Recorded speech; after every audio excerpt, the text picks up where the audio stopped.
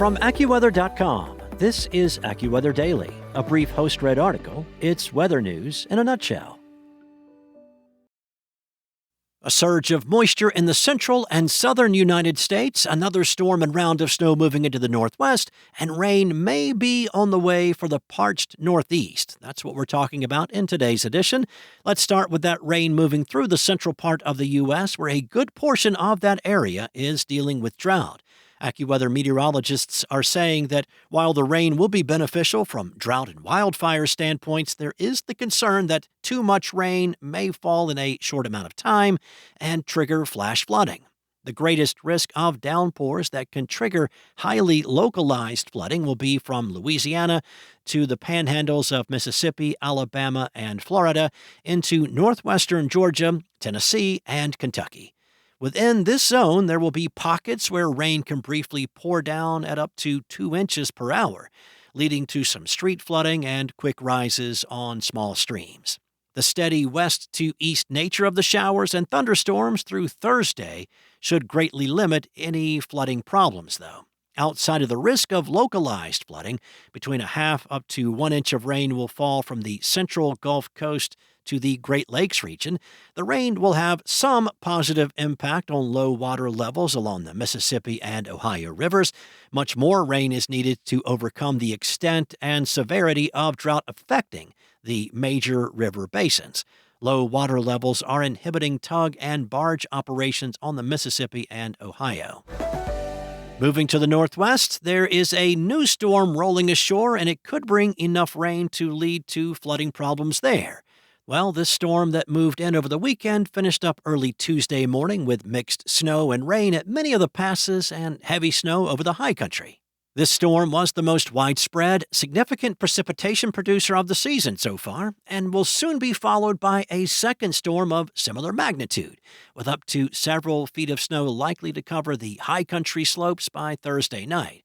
At the lower elevations, especially along the lower west-facing slopes of the Cascades, Coast Ranges, and the Olympics, anywhere between 4 and 8 inches of rain will fall, with local amounts near a foot. Enough rain can pour down along the streams and rivers flowing out of the mountains in this setup to lead to some flooding. Cumulative rainfall totals this week from both storms will likely range from 1.5 to 2 inches in Seattle to 1 to 1.5 inches in Portland. While the rain will not lead to serious flooding in the metro areas, some water can quickly run off and lead to urban-style flooding and travel delays along much of the Interstate 5 corridor. Rain and gusty winds can also lead to airline delays at Seattle-Tacoma International Airport and other regional hubs. During the second part of the storm, from later today to Thursday, colder air will sweep in and snow levels will dip over the Cascades. Some slush can build up over the passes from late tonight into Thursday night. Farther south, a second storm will bring more rain and high country snow to the Sierra Nevada and California. Most of the accumulating snow will fall above the crest of Donner Pass along I-80. Still, there can be a period from Thursday night into Friday where the air will get cold enough for accumulating snow to fall over the pass with slow and slippery travel, so just beware there. And a lot of eyes are on the northeast, where it has been mostly dry for the past month with a little rain moving through over the weekend. The next chance of rain will come Thursday in portions of the northeast when a front from the Midwest arrives, perhaps with a bit of tropical moisture. It's going to take some time to fully end the wildfire risk, as well as get enough moisture back into the watersheds to restore streams, reservoirs, and ponds to historically average levels. That same storm could bring a period of wet snow to parts of the higher terrain in West Virginia, Maryland, and Pennsylvania.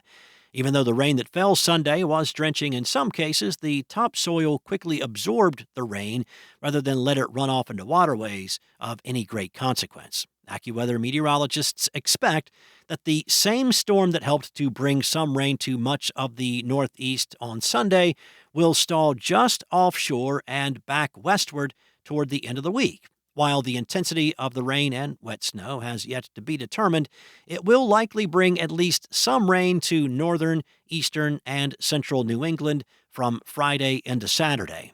Wet snow will likely be confined to the higher elevations of Vermont, New Hampshire, and Maine.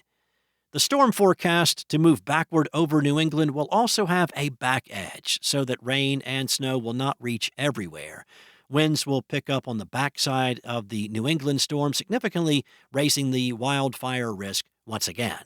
The pattern may continue to evolve from this week to the end of the month so that the opportunities for rain become more significant over time and result in more widespread downpours.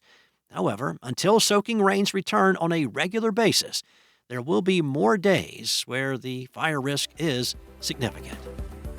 That's all for now. You can find more stories and regional forecasts at AccuWeather.com. And for your local forecast at your fingertips, download the AccuWeather app. Enjoy the rest of your day, be safe, and I'll be back tomorrow with more from AccuWeather.